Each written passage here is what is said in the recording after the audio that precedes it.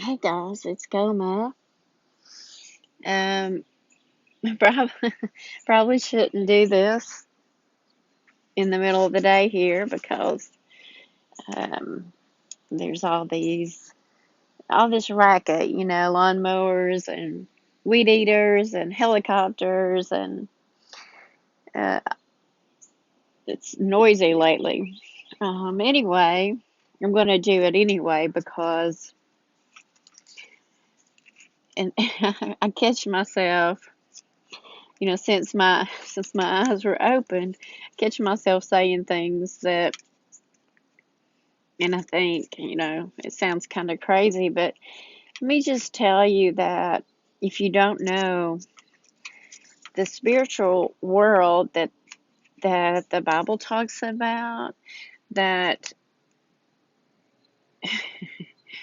it is such a real thing, guys, and it's more real than what's going on here in the physical world, because what's going on in the physical world is a reflection of what's happening in spirit. So, kind of, I mean, kind of.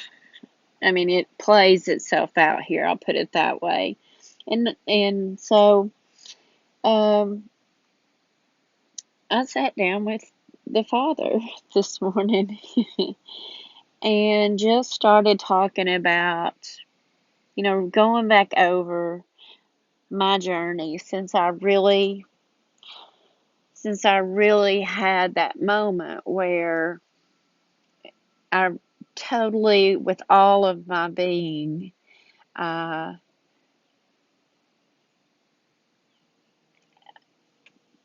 I was wanted to change my life. I wanted to seek after God. I wanted to only walk according to His will, and I didn't know how to do that.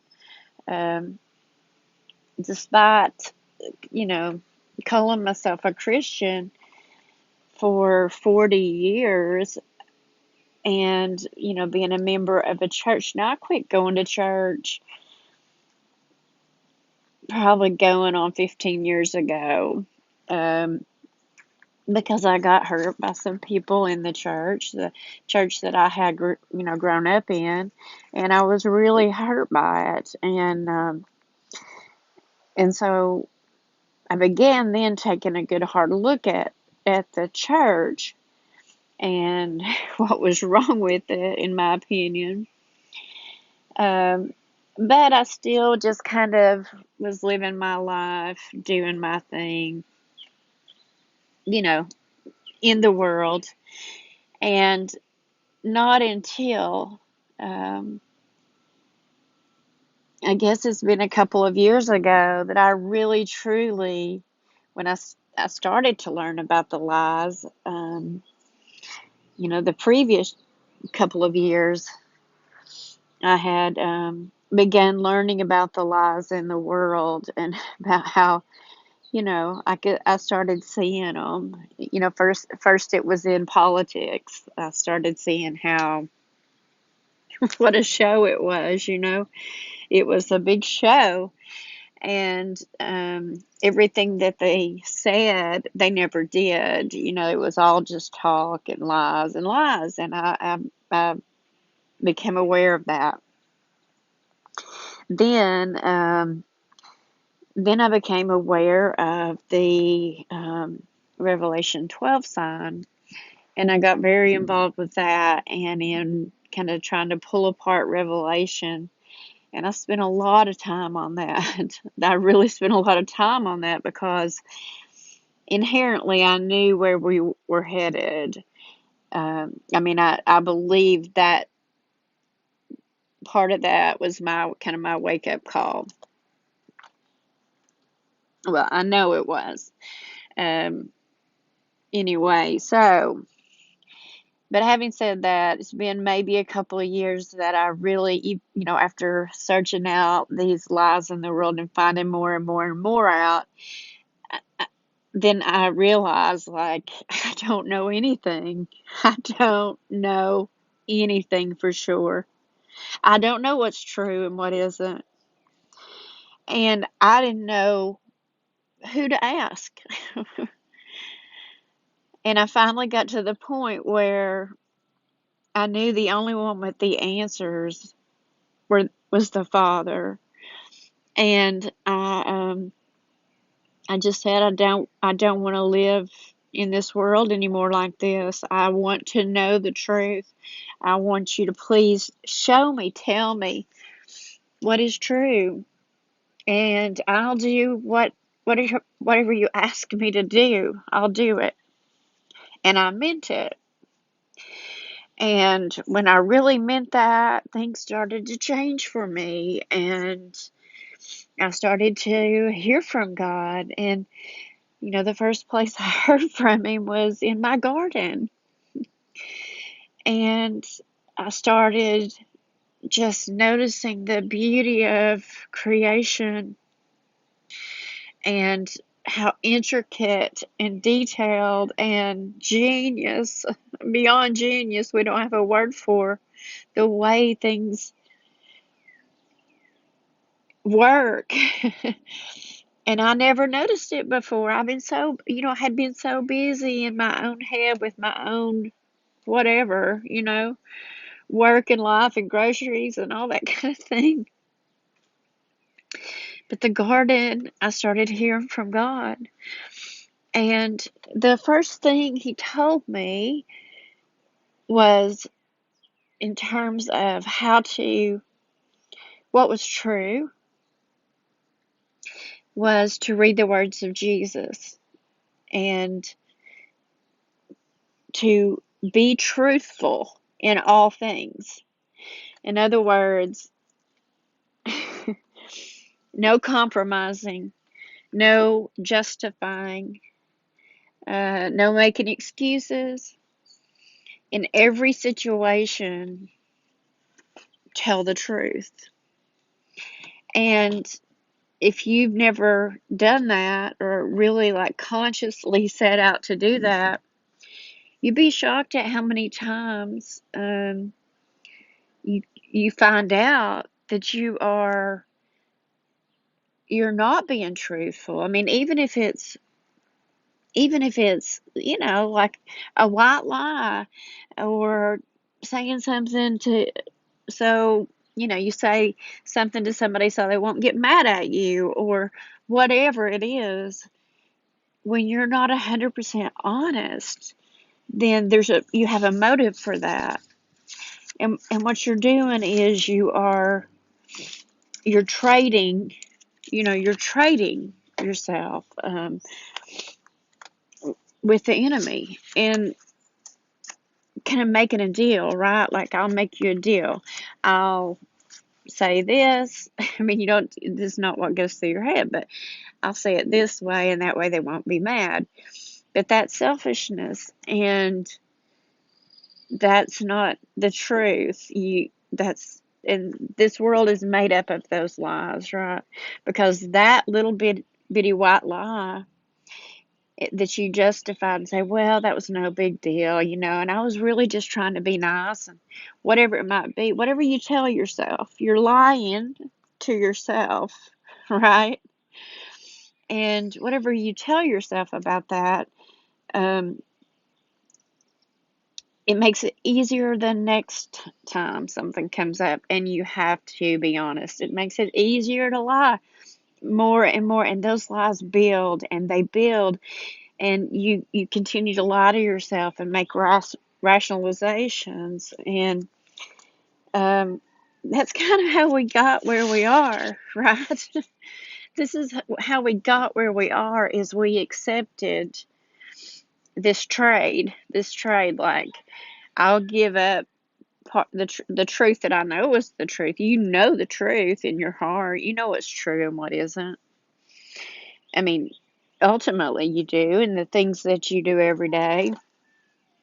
But we are so conditioned. We are so, brainwashed from the minute we're born. And we learn, it's a system we learn from being, even from young. When we get in trouble for something, we we realize that if we said something that somebody didn't like and they react badly, we don't want that to happen again, so we lie next time. And my dad used to say this was, and this was his biggest thing, which I didn't appreciate about him until I started trying to do this. But he would he would accept, forgive, understand, work with me, help me with anything in the world, but don't lie to him. Just don't lie to him. And that was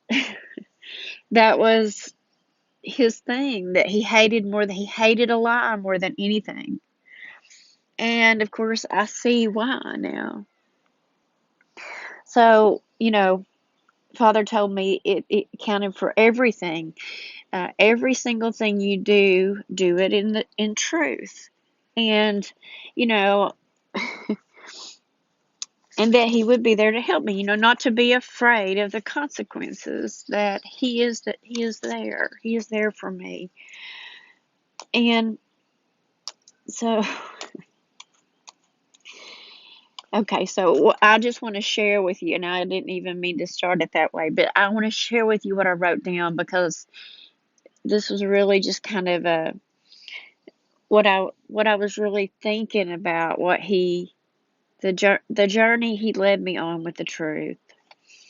So I might repeat what I just said a little bit, but let me do my little written thing here, because sometimes I write things down, and then when I go to say something or talk to like do a little vlog, I don't say anything that I wrote down. I just start talking about other things. But this is about that.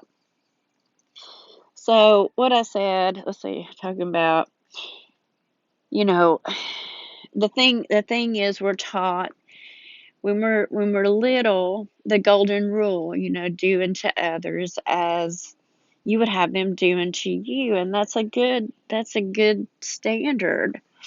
But the problem is, we can justify that and rationalize that by saying, well, if it were me, I would want this, or if it were me, I would want that.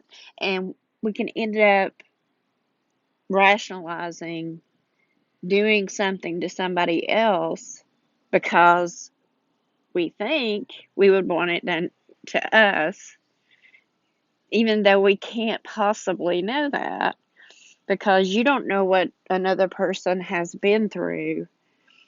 Or, we're also individual from the moment of our birth. Everything is set up a certain way, and we're raised a certain way, and we're taught a certain way.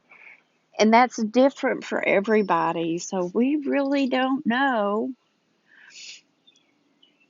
We really can't justify any kind of imposing our own will on somebody else, or, um, you know, rationalizing it away, because that is part of that's what the evil is in this world. We're able to say, well, it's, well, yes, yes, I beat my child, but they know how to behave. They have respect for their elders, or whatever it might be. And so we can justify that, right? That our actions, by saying, well, my parents raised me that way, and I'm okay. so so I'm going to do the same thing because I was told it's good for me.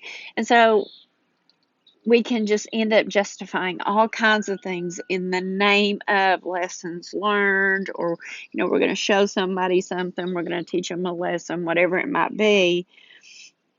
And we can just never impose ourselves on somebody else. We just can't do that. You have been given by the Father, you've been given your own free will to make your own choices. And it's my responsibility to stay out of that. You know, I mean, it's my responsibility to, I mean, unless we're talking about a parent and a child, if you're talking about that, then you have to recognize that. You have to be the generation that recognizes, yes, I was beaten and abused as a child, but it's wrong. It's not right. And I'm not going to do it. I'm going to break that cycle and say no more. Um, so that's what I'm talking about, is breaking the cycle and saying no more. No more justifying it. No more whitewashing it. No more saying it's okay. We have to reject it. Now, I'm also not saying we have to rebel and throw a fit and all this other stuff, but we have to, when you see something wrong, something that's a lie, something that's not okay, you have to walk away from it, not justify it. Because if you justify, you're remaining in it. You just perpetrate it because you're rationalizing it away. And where we are in the world today, we have to be able to,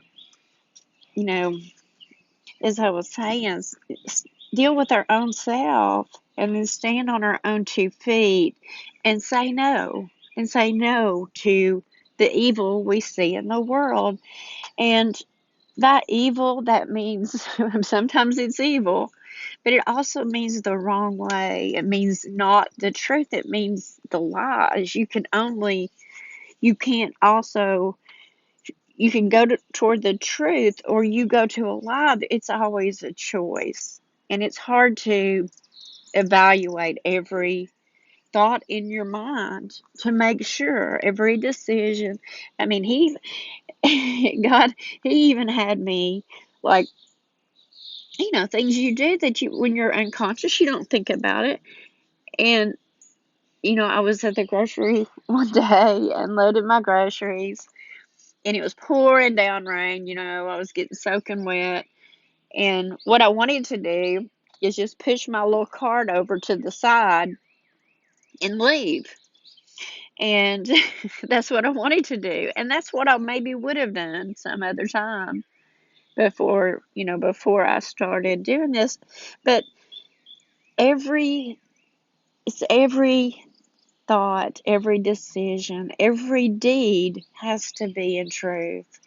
And so I, you know, bit my lip and I pushed my cart back inside so that it wouldn't be sitting out in the rain, so that somebody else didn't have to get it, so that it didn't hit somebody's car. I mean, that's the kind of thing I'm talking about. So it's something that's small. Now, another thing, I'm still not reading my papers. Let me see, because I don't want to mess up here. And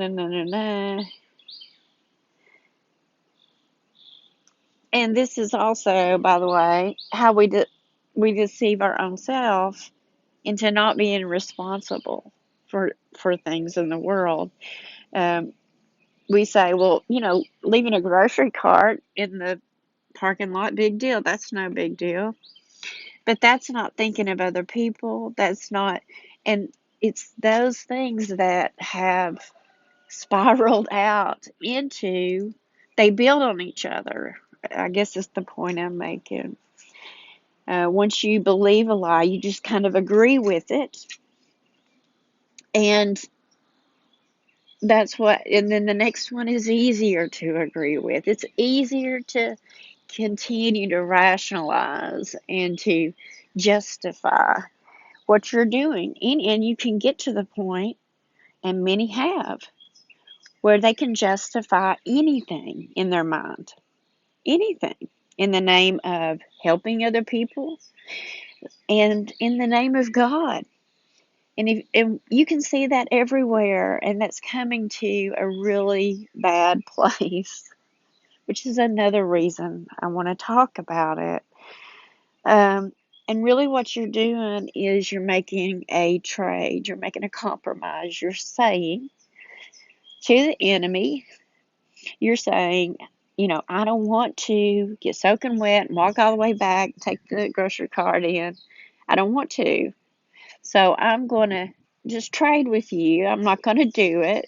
And that way I don't get wet. And then it doesn't matter what happens to anybody else, whether somebody else has to come out and get it or somebody's car gets dinged or whatever. And now you're in debt, right? You've made a compromise for something that you wanted right now. You couldn't do the extra work, take a few more steps, and do the right thing because you wanted to get in the car now.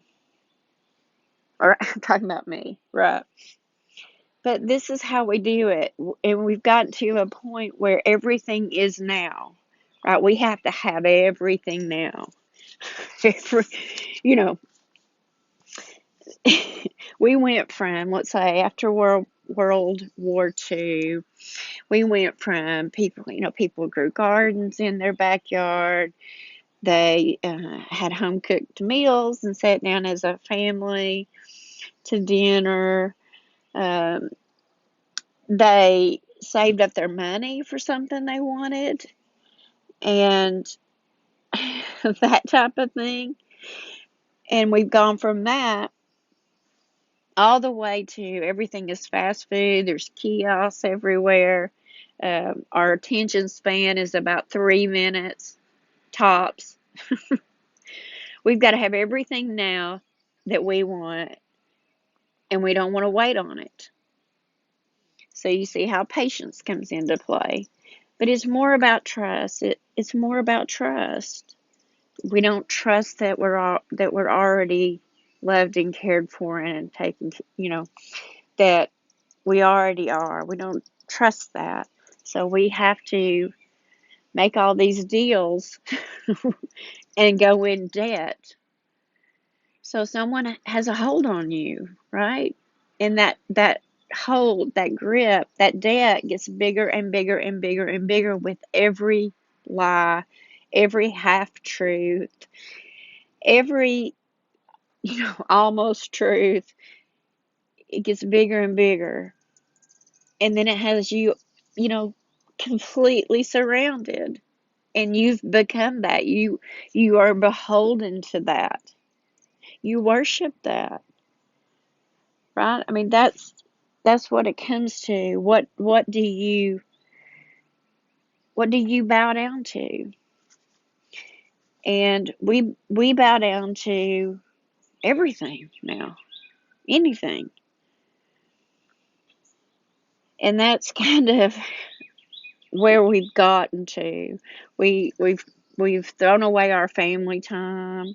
We, you know, our financial health, our values, even our physical health. We can't do, and I'm talking about me. We can't do the things we need to do to make ourselves more healthy. We just need to let the doctor give us something, give us a pill. There's a pill for everything, right? So we're beholden to that. We're beholden to everything, and now we can't even care for ourselves. We're not responsible for anything. We're not responsible for the food we grow, the food, the food we eat, our health. We're not responsible for anything. We've given all that over and we're in debt. And it's kind of how we got there, is by trading we're just constantly trading, and we're getting one lie for the next. Like most people, when they go to buy a house, it used to be that if somebody got a loan, they would live in the house until that loan was paid for, probably till the end, right? That doesn't happen now. You buy one house, so that the loan really means nothing in terms of, doesn't matter how much it's going to end up being, how much is the payment is what matters. It's just now, now, now, because we just give over. We're constantly giving over to the lies. So the truth is so important. I mean, and now we're to the point where people not only want a pill for everything, but now they are putting an injectable technology in their body that can never come out. You can never get it out. And it's not even been tested. But we want it now. We want to get back to our life now. We want what we want, and we want it now. And it doesn't matter what we compromise to get it. And so what we compromise is the truth. Um, so, and the whole reason for that it's being manifested right now, so that we can look at it, so we can take a look at it and realize how far we've gone in the wrong direction. And yet most people don't see it at all. They don't know. So my point is, it all starts with the truth. And there's an internet full of information, but people, they don't bother even looking for it. We're just not even, most people, drawn in to look at it. We don't, a lot of people I talk to, they don't want to know. They don't want to know. They want their world the way it is, and they're willing to compromise. They're willing to give up the truth of where we are, the truth of how bad things are, so that they can get what they want now. And so, after after Father told me that about the truth, then I got a lot of opportunities to test myself and examine myself to see if I was operating in the truth. And I wasn't. I had to, just force myself a lot of times. And then when I got better at it, I found out that what the truth really does, if you're being truthful. Well, wait, let me tell you this. So it started with those little things with the grocery cart and whatnot, and it moved into big things, and it finally got to a decision where I was going to have to quit my job, and it was a job I loved. It was a job that was perfect for my situation, that I knew I couldn't replace, that um,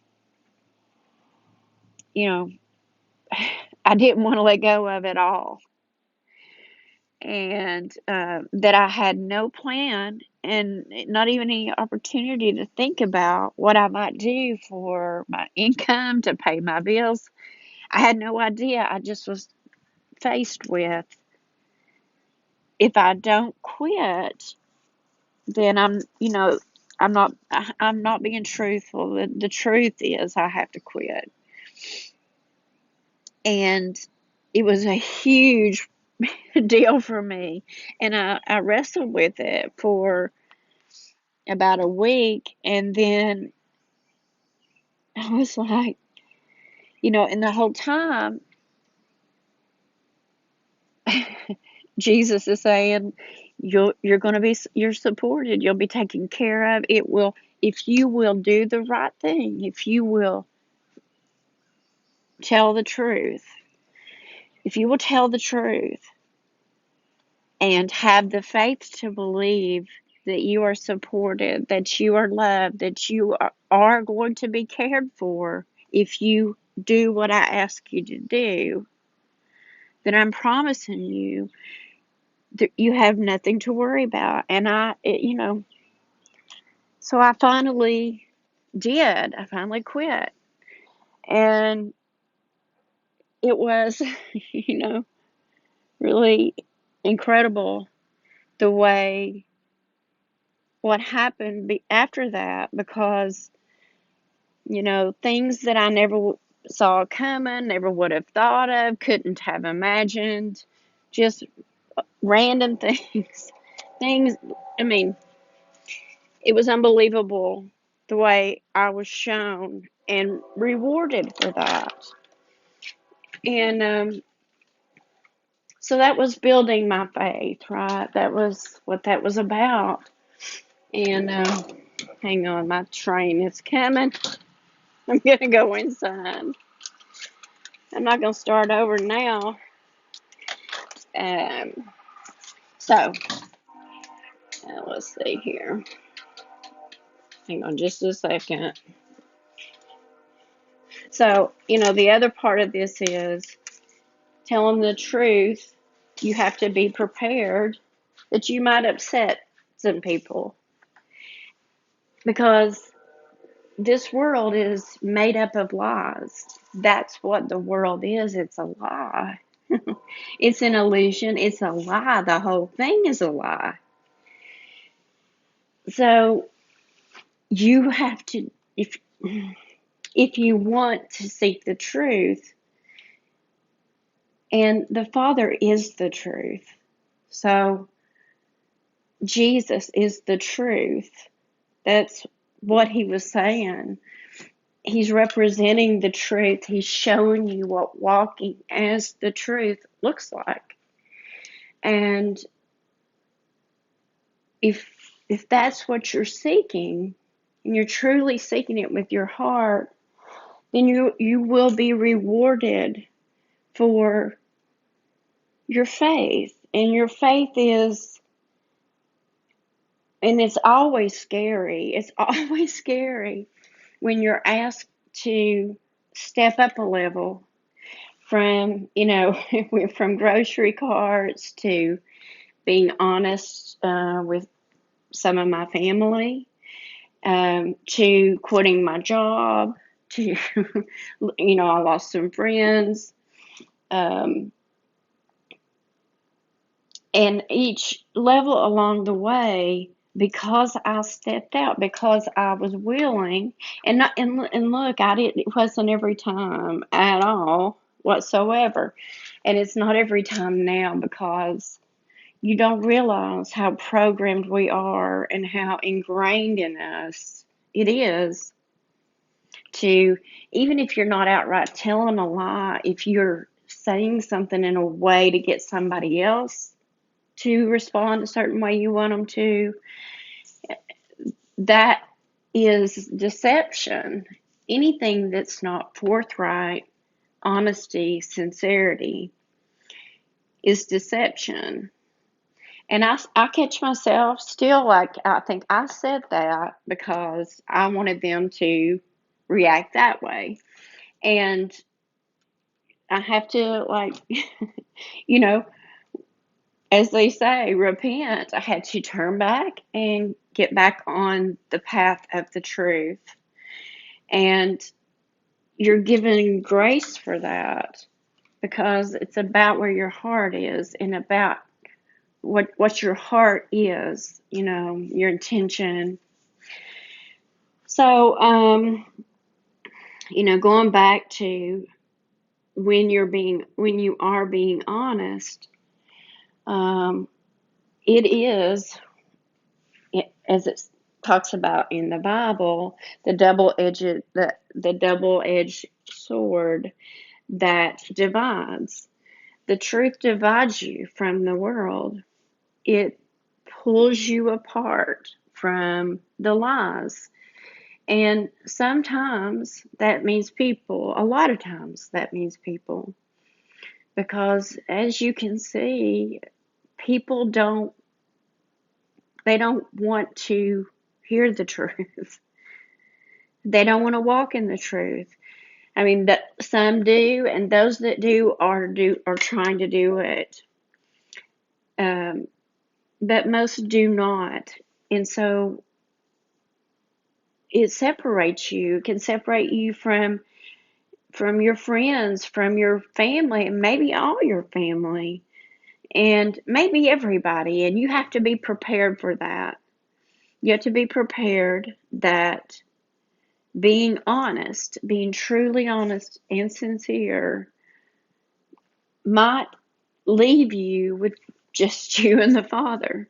And you have to be okay with that because you have to put him first, right? That's why he comes first. Because you always have him. Because you always have the Spirit of Christ, and that's what you have to build in yourself. And for me, and I don't know how you could build, I mean, from in my mind, the truth is the cornerstone. It's the chief stone, as it said in the Bible, that the builders rejected. The builders of this world rejected the chief stone, which is the truth.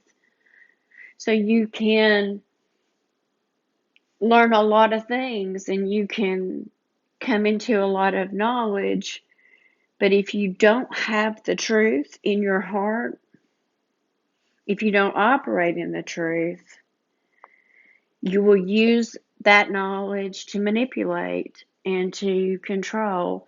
And that's something that cannot be done. So, especially going forward, I mean, if we want anything to change ever, we have to start walking in the truth. We have to make that the chief stone. If we're going to build a future. And I know there's a whole lot of, really tough things that are going to happen. That's true. They are. And it's going to be very difficult for every one of us. No matter. It's going to be difficult. But when all that is said and done, the Bible talks about the kingdom of God will be a new city, New Jerusalem, which is where we will walk with God. We'll walk and be taught by God, meaning he will live totally within all of us. But in order to get there, we have to do it. We have to do something. We have to make changes in ourselves. It's not we can't change the outside world, with protests and revolution and all that kind of stuff. That won't do it. It has to start with you, inside you, and you have to become it. You have to be the example for others, and those who are meant to be walking in truth with you will be, and those who are not will not. And we have to come to accept that, because that's Jesus said he came to divide. He came to not bring peace, because we can't bring peace to the world until we pull ourselves out of it and reestablish the Father's kingdom. And we have to establish it within ourselves before we can do anything else. So, having said that, I didn't go buy my paper at all. But having said that, that it's divisive, you know. Um, we we also have to realize that dividing us, those of us that seek the truth, that want to know God more than anything else, they have used all these religions, politics, whatever they can to divide us. And it's divide and conquer, right? Now, that's a different thing than dividing you from the lies of the world. That has to happen. But what they do, and by they, I mean principalities, rulers of darkness, the authorities in this world, the spiritual authorities in this world, right? Well, the spiritual principalities, they they are counting on keeping us divided. They need it to be Christian versus Catholic versus Muslim versus the Jewish people. I mean, they versus the Mormons. They need us to remain divided on our ideas and our theories about doctrine and all these things, most of which what they've taught us is not true. And even if a lot of it's true on one level, it's not true spiritually. And the Bible says this is the time when we will worship in spirit and in truth, that you can operate with Holy Spirit and see things as they were intended. Because I just have to say, the spiritual world is more, and I didn't realize it, is more real than real. And you really have no idea if your eyes haven't been opened yet, you have no idea what's really going on in this world. And it's more real than real. So we have to also begin operating in that way. And in the spirit, we can work on ourselves. We can invite the Father into and become the kingdom of God. And what has to happen is just like God speaks through people now, He also has to do through people. So we have to not just talk about it, we have to start doing these things. And we need to do them together.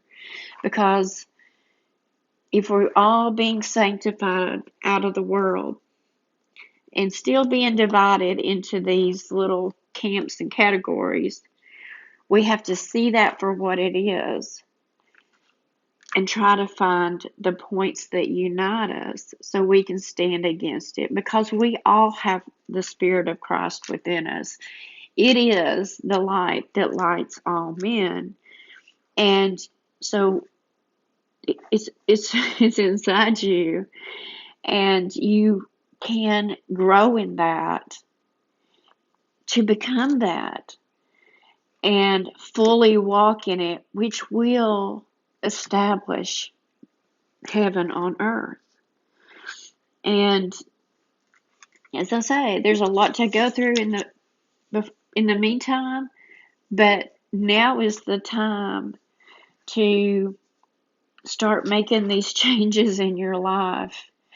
Start seeking the Father and the peace that He can give you, because we're all going to need that. And He will walk you through it like He did me. But you have to always be listening for Him and be seeking to walk in truth and righteousness. Because if we are to have a future here, This is what we have to do. This is what each of us has to do. And we have to look at the evil in the world, see it for what it is, see how we got there, realize it's just a progression, is all it is. It's accepting one little baby tiny lie or manipulation, and then another and another, and you pile it on and you pile it on until your light, the light of Christ is smothered inside. So you have to start unpacking all that by undoing it one thing at a time. And you have help. You have help. And for me, it was the words of Jesus that led me there. That is how. That his words have been taught only literally, only historically.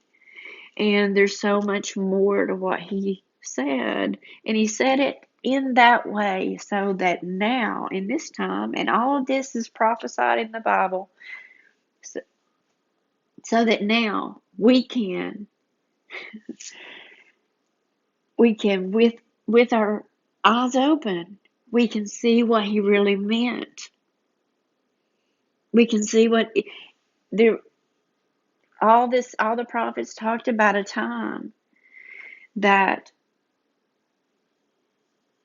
we will walk with God, we will see things.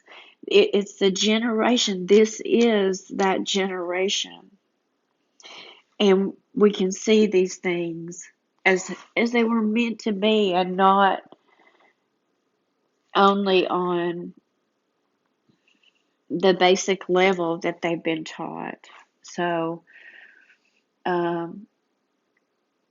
anyway, that's for me, and that's pretty much what I wanted to say. I think, I don't know. I'm just so bad at doing notes, but I mean, not bad at doing notes. I have a lot to write, but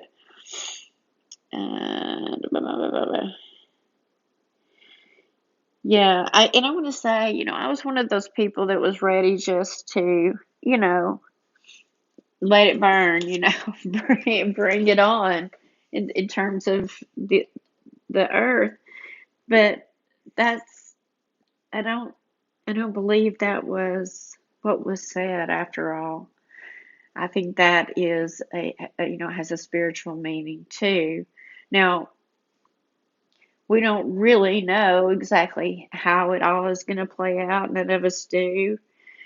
But from the way I am reading it now, with my eyes open, I think there's a good chance that this is the way we go forward, is we buckle down to get through what's coming soon, because the world is not giving up without a fight. The devil's not giving up without a fight, as the Bible says.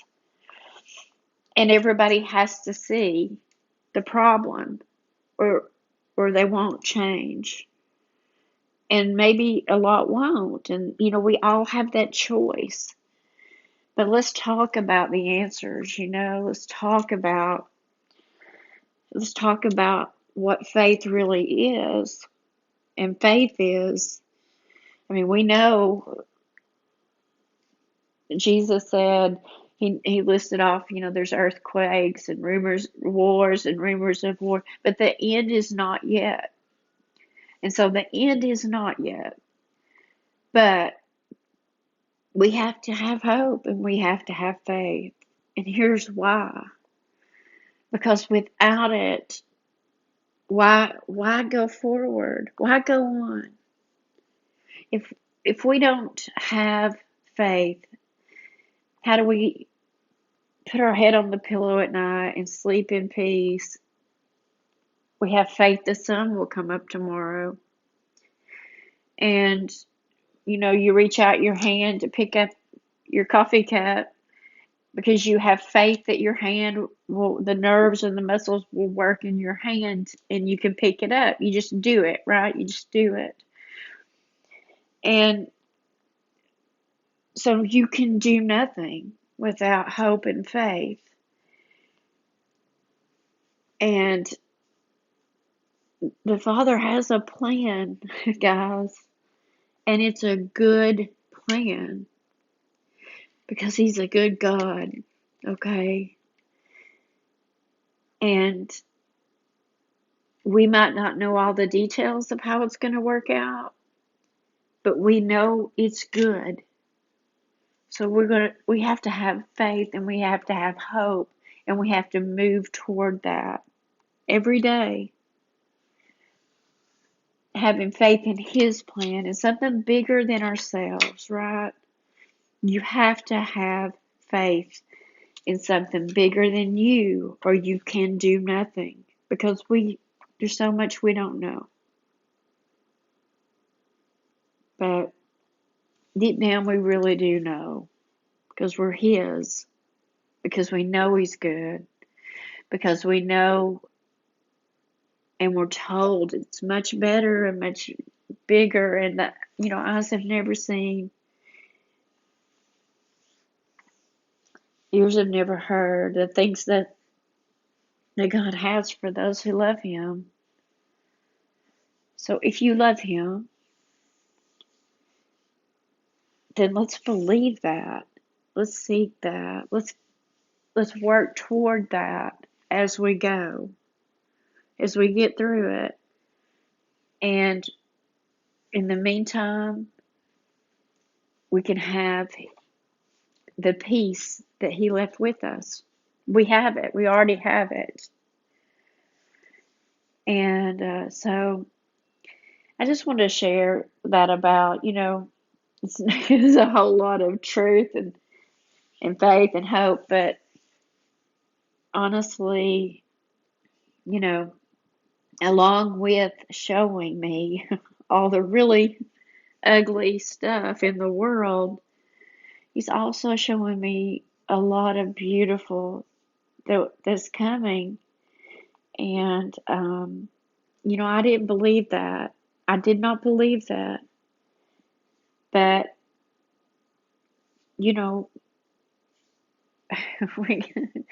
when God starts telling you that, you have to believe Him, right? He's never lied to me yet. He is the truth. And so, if we want to be with God, we have to be in truth. That's the way to the life He has for us. Okay, I don't have any idea what I said, but this is what we were talking about this morning, and kind of just part of my testimony. Our testimony is the most powerful thing we have in our toolbox of sharing with other people when you have found faith and hope and love and truth. Sharing with others how they can find it too, if they haven't, or can commune with you if they have. Just, that's what I want to do. So, I love you guys. I hope everybody's having a good day. It's a beautiful day here. It's really hot, but it's beautiful. So, I love you, and talk to you later. Bye-bye.